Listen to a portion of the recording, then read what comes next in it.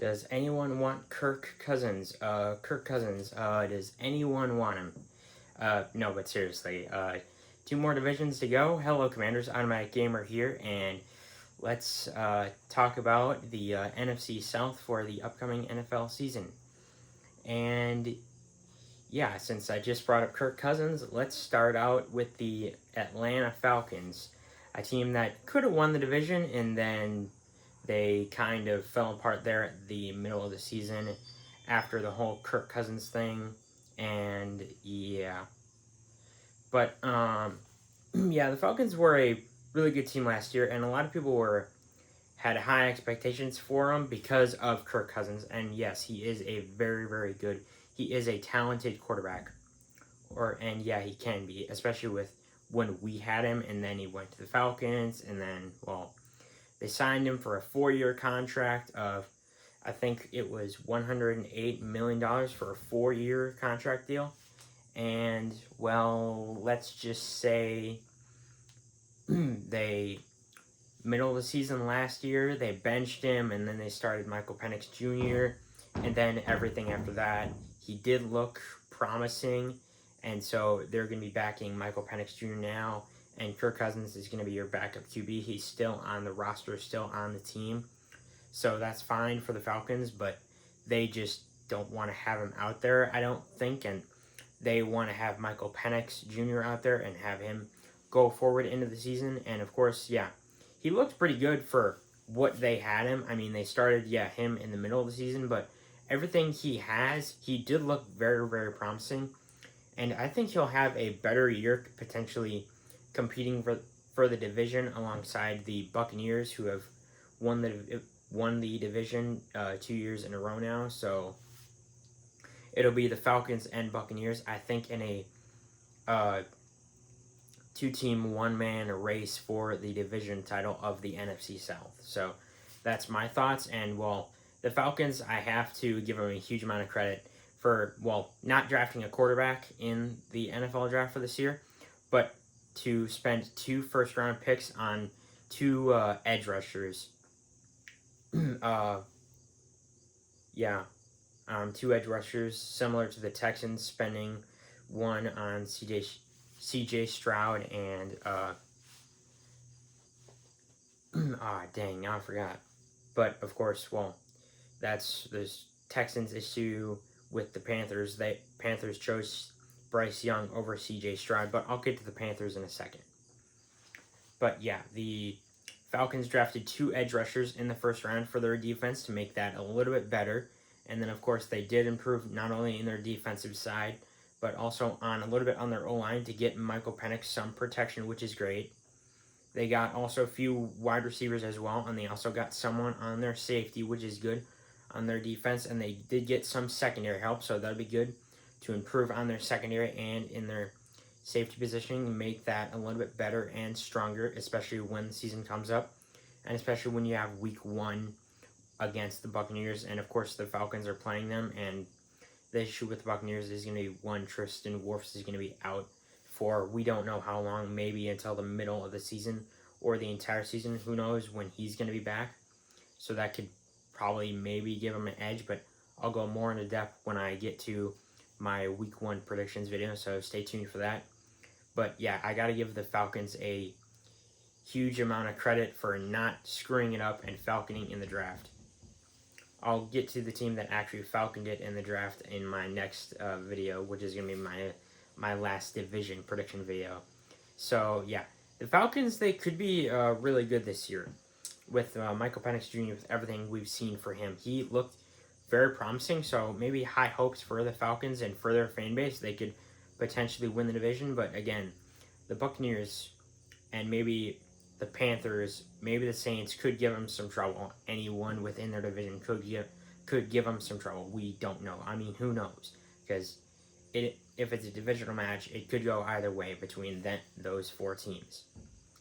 And moving on to the Panthers, a team with optimism, and they say Panthers,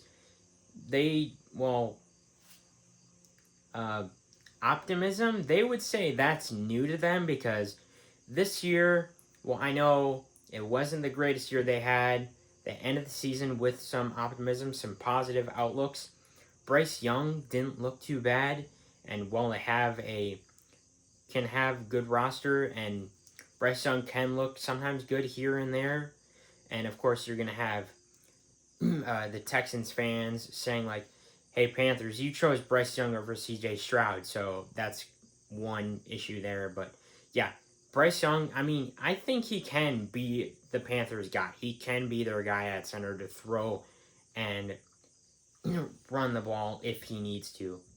And also, the Panthers did draft some running backs and also did draft wide receivers to make up for one of their wide receivers. And while Adam Thielen is a really good wide receiver, and hopefully he will be coming home to the Vikings like he should be, so I love that. And while, yes, he was getting older, but it's nice to have maybe some more wide receivers and also improve on your run game so Bryce Young can actually get some maneuvering going and hopefully get some more yards on running the ball and also hopefully passing it to some new wide receivers and also improving on your defense and especially in your secondary, because if you saw their defense and their secondary special teams last year, they did not look that great at all. They were like dead last on the categories in terms of what they did. So making that defense and secondary better and also getting, I think, a safety as well in the draft, that is great for the Panthers. So they potentially, I don't think they'll win the division. They'll probably, instead of going 5-12 like they did the previous year, they'll probably make some progress and potentially maybe having a good winning record, but not making the postseason.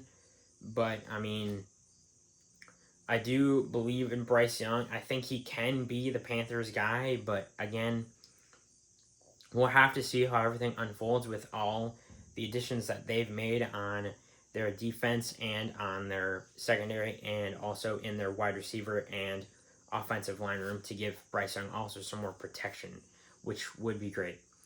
And now moving on to the Buccaneers, Tampa Bay Buccaneers. Let's say one, I'm incredibly happy for Baker Mayfield because he is a phenomenal quarterback because while getting over the hump of playing for the Cleveland Browns, and that's a victory in of itself, getting over the hump of playing for the Cleveland Browns, now playing for the Buccaneers, and he is a phenomenal quarterback. He's got receivers, he's got running backs, he's got plenty of weapons he's got Chris Godwin, he's got Mike Evans, he's got a very good O-line, he's got good running backs and stuff, and he's got a very, very good, he's got a good defense and secondary, but I mean, they can be improved upon, but they addressed that in the draft with addressing on their defensive line and also getting some cornerback help to improve on their secondary, which is going to be great. So that's going to be even better. Not that it was good last year, but it could have been improved. So that's what they did. So I'm happy on the Buccaneers for that one. And also, in terms of their positioning on their offensive side of the ball, not their defense, they did great. So it was a great year for Baker Mayfield and Mike Evans, but not necessarily like the whole year because, their issues with Chris Godwin and Mike Evans being a little bit older and having some injury issues, which isn't great, but also they did draft wide receivers in the draft in that position, so they can not have to worry too much about the wide receiver positioning, about them being injured, so them drafting wide receivers in the draft for their first round like the Panthers did, and also, that is a just great backup in terms of having still Mike Evans and Chris Godwin on the team. So it'll be still a one-man race for the Buccaneers and Falcons between those two teams. Who's going to win the division? In terms of what team is going to win the division, Buccaneers or Falcons, you guys can vote and tell me in the comments why either team would win the division. But also, I have really high hopes and expectations for the Buccaneers.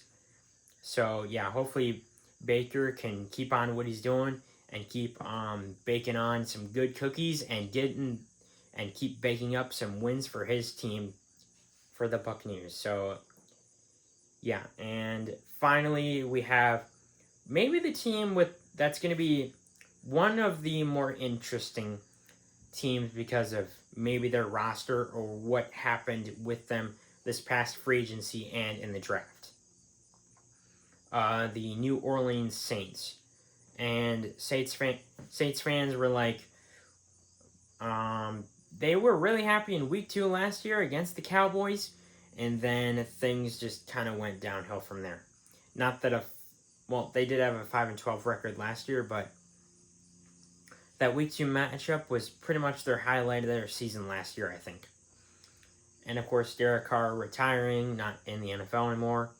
Chris Olave, they thought he was going to be really good, and he's not bad of a player, but he could maybe use some assistance. And of course, the big thing for me for the New Orleans Saints was them drafting some defensive help and also some O-line protection and getting a wide receiver also there to get some passing yards in there, and also getting a safety, some cornerback secondary help, and also I think they got a running back. I'm not certain. Oh wait, no, I don't. Yeah, they got a running back, so they can hopefully establish a run game and get that going, and also, yeah, getting some O-line protection, and yeah, going with some tight ends in the draft, which was great moves, especially on your offensive side of the ball. And in their defense, they did draft some cornerbacks, some defensive help to improve on their defense and in their secondary, which is great. So, especially with how they did last year. And of course, they got Tyler Shook, quarterback, in the draft. So, that is going to be an interesting outcome and storyline for the New Orleans Saints. Like, what do we know for this guy coming into his first rookie year, similar to us, but because he's unproven in the NFL, and who knows what you're going to get out of him. Is Tyler Shook for the New Orleans Saints, is he going to be your guy? Is he going to be like making you guys have a stepping stone, or is something else going to happen? But if it's going to be a stepping stone year for the New Orleans Saints, that's not too bad coming into where it was last year and to coming in this year. If Tyler Shook can be your guy. So that's going to be interesting for the New Orleans Saints, and also the schedulings for these teams. It's not terrible for any of these guys, but also when they get to division matches, that's going to be interesting. And also, I'll explain more of that when we get to the schedule for the upcoming season for week 1 to week 18, which I will make coming up here pretty soon. So that's my breakdown and predictions for the NFC South. Just one more division to go, and I can't wait to do the last division in the NFL for obvious reasons. I think you guys can find it out by the jerseys that I've been wearing for the past few days and videos that I've been making for this. So stay tuned for that video, and also subscribe. If you guys want to talk more football, just join my Discord. The link for it will be in the description below. And also subscribe to my channel. Can't wait for the upcoming NFL season to start. And I will see you on the battlefield and football field, Commanders.